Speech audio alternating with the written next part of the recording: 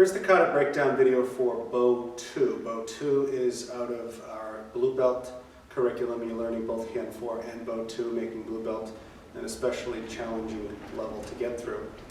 When we do Bow 2, we're going to break it into 4 parts. So the opening is fairly simple.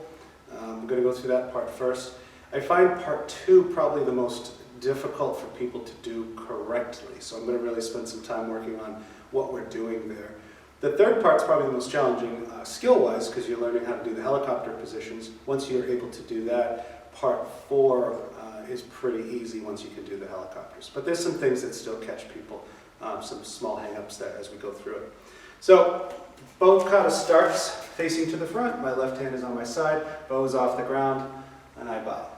Okay, the opening part is just that. I'm sliding to the side and making my block. Do this in the most efficient way, no spins or anything here. Don't lift the bow up really high. Slide your bow into your left hand, just draw down and strike. Today. This is what I call piano position because your fingers are both facing the same direction. From there, we're doing the same move 3 times in a row. So it's a combination of 6 or 7 moves depending on how you count it. When I step forward, I'm striking first to the head and then to the head again. So we aim typically for the temple, and then we go into the middle of the body or the ribs. So temple, temple, ribs, ribs. That's 4 strikes. I draw the bow back, thrust forward for my 5th strike, and come up and around for an uppercut. So cover a couple things there before we go to the next part. So as I step forward, my first hook you'll notice is a reverse hook. So if you did Bow 1, you notice they were always done with the lead. So this can catch people a few different ways. They can either step with the wrong leg and end up with the same hand as foot, because this feels familiar and comfortable, or they'll step with the correct leg and then throw the hands backwards. It's going to end up causing a few problems later on. You'll just end up backwards. When I step forward and get my 2 hooks to the head, 2 hooks to the body, and I make my thrust, now my bow is on my open side. So if you notice the way my legs are positioned, I'm able to come across the inside of the legs with the bow without striking my leg. I think it would just be a little bit more awkward as if I was trying to do a real tight uppercut and my leg was in the way. So that's part of the reason that we want to be reversed. I step forward, my first hook is going to be the most powerful one, my body's striking into that, and this is where we start to have this problem. If you notice, if people go very fast, I'm not hitting any targets. If I slow down, I'm going through each target. So take your time. There's no rush for any of this. Made my block, I step forward for the first. Temple, temple, rib, rib, draw back, thrust, uppercut. Step forward, and it's going to repeat again. Temple, temple, rib, rib, pull back, forward. Now for the uppercut, you've already learned how to throw a reverse punch from Bow 1. It's the same flip, but it comes the other way. Now here's where we start to see other problems too. Arms extended. Does this look like an uppercut? Of course not. Does this look like an uppercut? Much closer, right?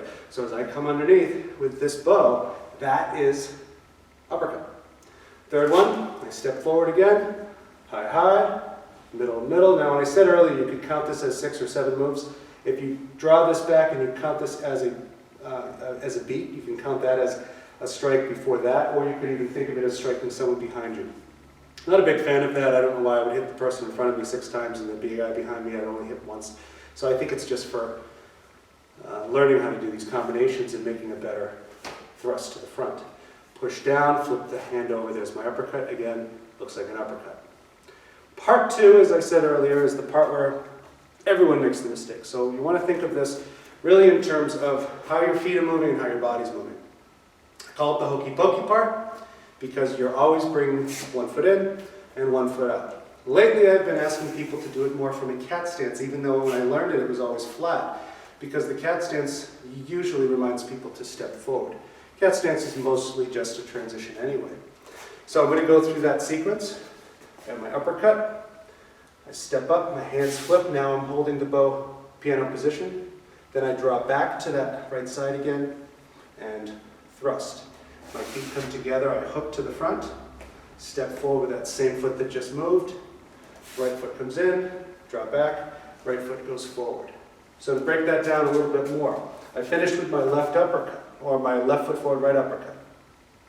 Parry, draw, thrust. I move, parry, draw, thrust, parry, draw, and then thrust for the 3. So what do I mean by parry? Well, if somebody's coming in to strike me and my body is standing here, I'm going to face the camera for this. If something's coming directly at me, I'm going to move my body away from that target. So if there was a punch coming in or a weapon of some kind, I'm going to move off to the side from that. So it makes sense that when I do that, I don't want to then push the weapon back towards me with a punch. If it was my hand, it would be the same thing. I wouldn't move this way and send a punch towards my body. Whatever way I move, I push the punch the other way. So in this case, same thing. Move and parry, draw back, and there's the thrust. Okay? So, hokey pokey part. Put your right foot in, put your right foot out. Put your left foot in, bow's on my left side. Left foot out, same foot, don't switch your feet. Right foot in, same foot. Right foot out. Okay? That part gives people the most challenge right there. Notice also, not extending too far, I only need to thrust where the person is. If the person's not able to, I can't reach them, I'm not going to try to reach out to get them. The person's only going to be dangerous if they're in my space, so stay close to your own body. Third part is the helicopter. So this is a challenging section, and you're going to have probably some trouble working on this at home. But what's going to happen is one hand has to be palm up, one hand has to be palm down. When I lift the bow, the reason we call it a helicopter is because it's spinning over around the head. So when I come up and around, I'm trying to keep my bow as flat as possible. This is a bad helicopter. So don't crash. Up and over, up and over, up and over. Now a few other things. You'll notice my finger sticking out. It's a bad habit. I do it myself sometimes. Tuck that finger in. As you come around, don't let the fingers stay out. Tuck that finger in. Another habit we see. Hand forgets to flip. I do have a Chinese bow form that does this quite often. None of our Japanese forms, which this is, allow me to leave my hand in this position. It's fairly weak for what we're trying to do in bow 2. So I want to make sure that I'm not open up here. I am grabbing with a full grip on that bow. 1, 2. Now you notice I'm letting the bow hit against my body.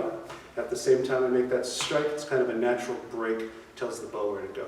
So how does this fit in with bow 2? I've just finished my thrust. I'm going to drop down to a 45 degree. My left hand, the one that's on the inside, flips first, goes behind my head, crosses down over my shoulder. This is going to feel a lot like a downward block. This hand isn't going to retract to my side, though. It's going to come across. So pull it across. There's 1. Make sure you hold it with a full grip. Hand comes back up. Flip, flip, cross to your opposite shoulder, and then down. Let me do that again. So I came from a thrust position. I'm going to drop down, flip the left hand, grab the bow over my head, cross to my shoulder, slice across. Back up, over my head, flip, flip, cross my head, and then come down.